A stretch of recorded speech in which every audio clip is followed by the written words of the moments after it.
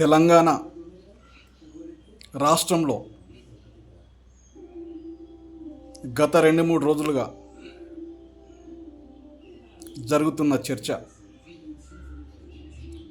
TRS పార్టీపై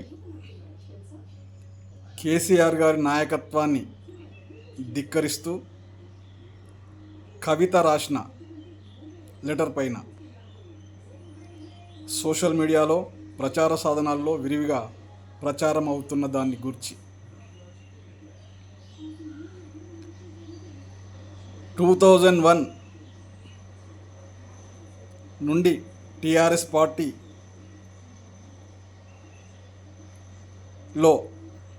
ఉన్న నాయకుడిగా, రాష్ట్ర ప్రధాన కార్యదర్శిగా, రాష్ట్ర స్పోక్స్ పర్సన్గా చిలకమర్రి నరసింహన్ అయిన నేను చెప్పడం ఏంటంటే, కవిత గారు రాసిన లెటర్లో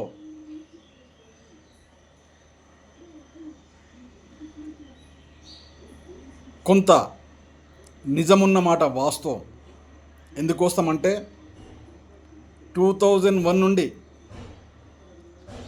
తెలంగాణ ఉద్యమంలో కేసీఆర్ గారిని అనునిత్యము అతి దగ్గర నుండి ఉండి చూసిన నాయకుడిగా గత 25 సంవత్సరాల తెలంగాణ రాష్ట్ర సమితి చరిత్రలో ఎన్నడూ కూడా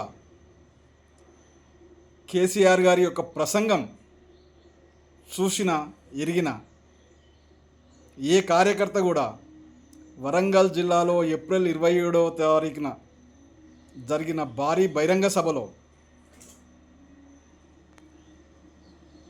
అత్యధికంగా ప్రజలు, కార్యకర్తలు వచ్చిన ఆ సభలో కేసీఆర్ గారు మాట్లాడిన తీరు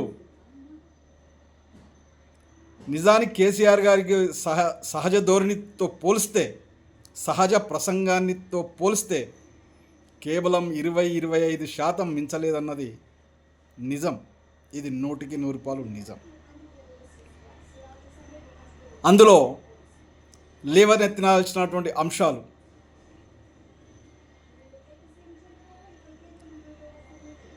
బహుజనులైనటువంటి ఎస్సీల కొరకు జరిగినటువంటి అంశంలో కానివ్వండి, బీసీలకు సంబంధించినటువంటి అంశం కానివ్వండి, లేవనెత్తాల్సినటువంటి అవసరం ఉండే. కానీ వాటి జోలికి వ్యూహంలో భాగంగానే కేసీఆర్ గారు పోలేదన్నది నిజమైనా అంత పెద్ద బహిరంగ సభలో చర్చించాల్సినటువంటి అవసరం ఉన్నదనేది ప్రజాభిప్రాయం. ముఖ్యంగా పార్టీ జెండాను 2001లో నుండి మోసిన కార్యకర్తల యొక్క అభిప్రాయం. ఇకపోతే ఆ బహిరంగ సభకు సంబంధించినటువంటి నాయకత్వంలో ఆయా నియోజకవర్గాల్లో పాతవారికే బాధ్యతలు ఇచ్చిండ్రు అన్న మాటను ప్రతి కార్యకర్త వ్యతిరేకిస్తున్న మాట నిజం. ఆ అభిప్రాయం మేరకే కొన్ని అంశాలను కవిత గారు లేవనెత్తారు తప్ప అది కార్యకర్తల అభిప్రాయంగా, కేసీఆర్ ప్రసంగానికి ఆకట్టుకునే రీతిలో అంతగా లేదన్నది ప్రజాభిప్రాయ రీతిగానే కవిత గారి రాసినటువంటి లెటర్ కొంతమంది బుకాయించడానికి ప్రయత్నిస్తున్నారు. ఇది కవిత గారి లెటర్ కాదని. 100% అది కవిత గారు రాసిన లెటరే. ఇది నిజం.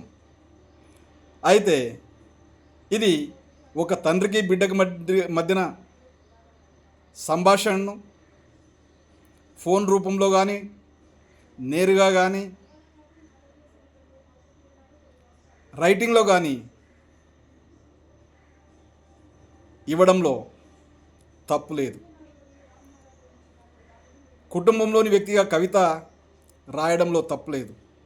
ఇది గులాబీ జెండా మోసిన ప్రతి కార్యకర్తకు హక్కున్నదన్నది నిజం. కానీ అందరికంటే ముందే కవిత గారు అవకాశాన్ని అందిపుచ్చుకున్నారన్నది నేను చెప్పాల్సిన అవసరం లేదు. ఇకపోతే ఎవరు అవుననుకున్నా కాదనుకున్నా టీఆర్ఎస్ పార్టీ అధినాయకత్వమైనటువంటి కేసీఆర్ గారు ఖచ్చితంగా కేటీఆర్ గారినే ఎంకరేజ్ చేస్తాడు. భవిష్యత్తులో వారసుడిగా ప్రకటించే అవకాశం ఉంటుంది. అందులో భాగంగానే నేటి వర్కింగ్ ప్రెసిడెంట్ హోదా. ఇకపోతే 2001 నుండి గులాబీ సైనికుడిగా ఉన్నటువంటి హరీష్ గారి పరిస్థితి ఏంది? టీఆర్ఎస్ పార్టీ పుట్టక ముందు నుండే కేసీఆర్ గారితో తోడుగా ఉన్న వ్యక్తిగా తనకు వచ్చినటువంటి అవకాశాన్ని అందిపుచ్చుకొని తెలంగాణ రాష్ట్ర కార్యకర్తల్లోనే కాకుండా ప్రజాక్షేత్రంలో కూడా మంచి నాయకుడిగా అందరికంటే ఎక్కువగా సమయమిస్తూ వారితో గడుపుతూ కార్యకర్తలు ప్రజల యొక్క అవసరాలను రెస్పాన్స్ అవుతూ ఉన్నటువంటి నాయకుడు ఉండాల్సిన లక్షణాలన్నీ హరీష్కున్నవి. కాబట్టి హరీష్ ఎన్నటికైనా కేసీఆర్ గారిని వ్యతిరేకిస్తాడు అనే భావన ఏదైతుందో ఇది 100కి 100 తప్పు. ఈ బీజం ఎక్కడ పడ్డదయ్యా బాబు అంటే 2004 ఎన్నికల్లో కాంగ్రెస్ మంత్రివర్గంలో 6 మంది మంత్రులుగా టీఆర్ఎస్ వాళ్ళు చేరడంతో ఈ బీజం మొదలైంది. ఈ బీజం వేసిన వెధవలలో ఒక వెధవ పార్టీని వదిలిపెట్టి వెళ్ళాడు, ఇంకో వెధవ పార్టీలోనే ఉన్నాడు. ఈ బీజానికి మూలం వేసింది ఈ 2-3 మాత్రమే. ఆనాటి నుంచి మొదలైనటువంటి హరీష్ రావుపై వ్యతిరేకత అనే బీజం నేటికి కొనసాగుతుందన్నది నిజం. అయితే హరీష్ ఎట్టి పరిస్థితుల్లోనూ కేసీఆర్ గారికి వ్యతిరేకంగా వేరే పార్టీలో చేరడు, వేరే పార్టీకి వెళ్ళడు, వేరే పార్టీని స్థాపించడు అన్నది 100కి 100 నిజం. ఎందుకోసమంటే ఏమి కానప్పుడే అతనికి అందరితో సమానంగా మంత్రివర్గంలో చేర్చుకున్న కేసీఆర్ వారిపై అమితమైన కృతజ్ఞత భావంతో ఉన్నాడు. కాబట్టి ఆ కృతజ్ఞత భావాన్ని తను ఈ లోకంలో ఉన్నంత వరకు అలాగే కొనసాగుతాడు. కానీ కొన్ని దుష్టశక్తులు హరీష్ను మెడబట్టుకొని పార్టీలో ఉండి గెంటి వేస్తే తప్ప ఎట్టి పరిస్థితిలో హరీష్ గారు కేసీఆర్ గారిని టీఆర్ఎస్ పార్టీని వీడిపోయే ఎత్తాడనే ముచ్చటే లేదు. ఇకపోతే కవిత గారు ఎవరు అవుననుకున్నా కాదనుకున్నా కేసీఆర్ గారి యొక్క బిడ్డ. ఖచ్చితంగా తండ్రి మాట జవదాటదు, కేటీఆర్ గారికే సపోర్ట్ చేస్తుంది. భవిష్యత్తులో టీఆర్ఎస్ పార్టీకి ప్రస్తుతం వర్కింగ్ ప్రెసిడెంట్గా ఉన్న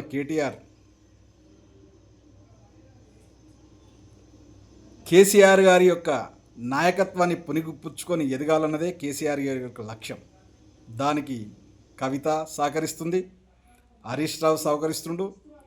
కేటీఆర్ గారు ఎదుగుతారనే భావన, ఎదగాలనే భావన కేసీఆర్ గారికి 100కి 100 ఉన్నదన్నది నిజం. ఇంకపోతే సంతోష్కు టీఆర్ఎస్లో హోల్డ్ ఏంటంటే, సంతోష్కు ఒకవైపు కేటీఆర్ వ్యతిరేకం కావచ్చు, ఒకవైపు హరీష్ వ్యతిరేకం కావచ్చు, ఒకవైపు కవిత వ్యతిరేకం కావచ్చు. అంతెందుకు కేసీఆర్ గారు కూడా సంతోష్ను తిట్టకుండా తనను నరకం చూపిస్తూ ఉంటాడు. అయినా ఓపికతో సహనంతో సంతోష్ 2004 నుండి నేటి వరకు, అంటే నేను 2001 నుంచి పార్టీలో పనిచేసిన ఈ సంతోష్ అనే వ్యక్తి నాకు 2004 నుంచే పరిచయం అయ్యింది. కాబట్టి నేను ఎరుగుతున్న కేసీఆర్ గారిని దగ్గరగా ఉంటున్న సమయంలో నాకు తెలిసిన నిజాలు ఇవి. ఇకపోతే కేసీఆర్ గారు నియంతృత్వం ధోరణిలో ఉంటాడు. కేసీఆర్ గారికి నియంతృత్వం ధోరణి తప్ప ఎవరిని పట్టించుకోవడం అన్నది 100% తప్పు. కేసీఆర్ని అతి దగ్గరగా చూసిన వ్యక్తుల్లో నేను ఒకడిగా.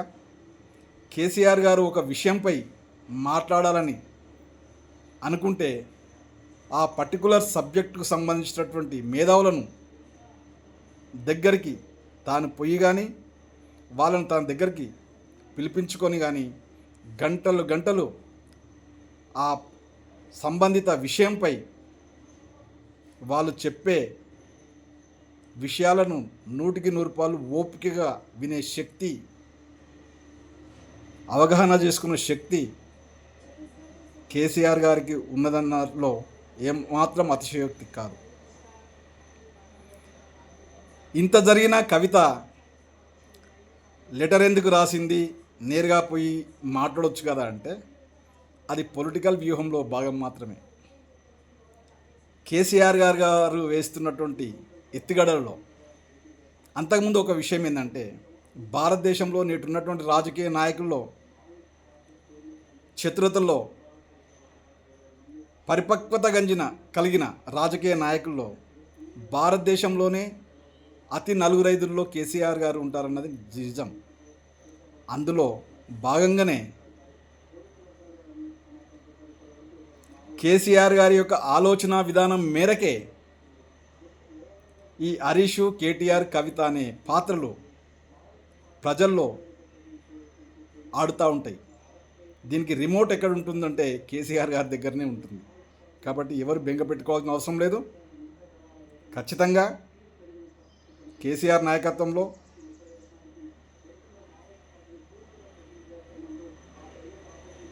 రాబోయే రోజుల్లో ప్రభుత్వంలోకి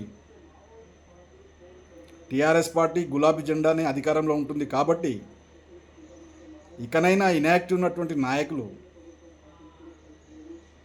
ఈ 3 పాత్రలకే ప్రాధాన్యం ఇచ్చి ఈ 3 పాత్రలే అన్నీ అయిపోతురు అని ఏడవకుండా,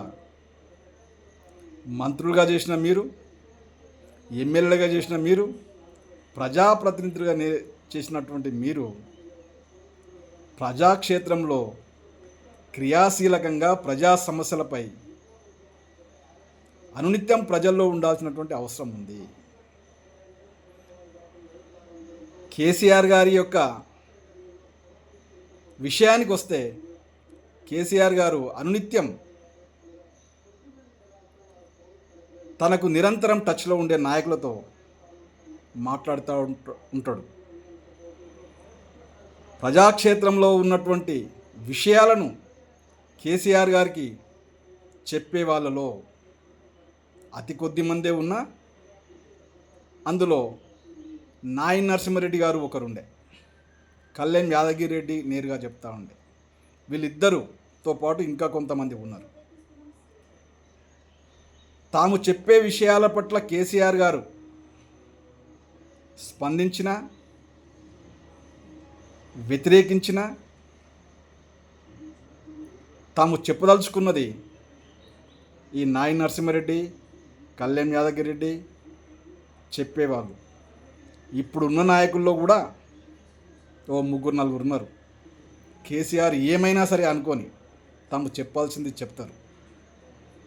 అందులో ఒక నాయకుడు 2000లో యాక్టివ్ అయిన నాయకుడు చెప్పడానికి ప్రయత్నిస్తూ ఉంటాడు నిరంతరం.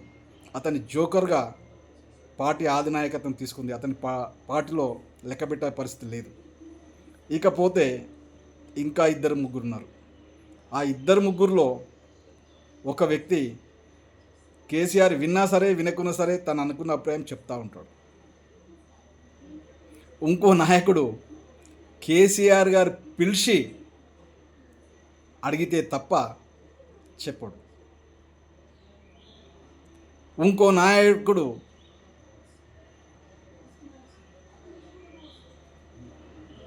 తన యొక్క ఆలోచన విధానాన్ని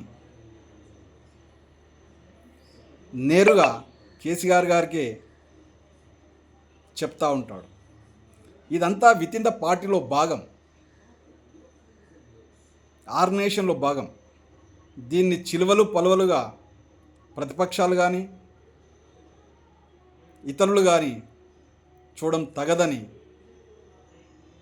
ఒకవేళ టీఆర్ఎస్ పార్టీలో ఏమైనా సంక్షోభం వస్తుందేమో అని చూసే వాళ్లకు ఒంటె పెదవు కాడ నక్కాశ పట్టినట్టే ఉంటుంది తప్పితే అంతకుమించి ఏం లేదని కోరుతూ మీ చిలకమరి నరసింహ,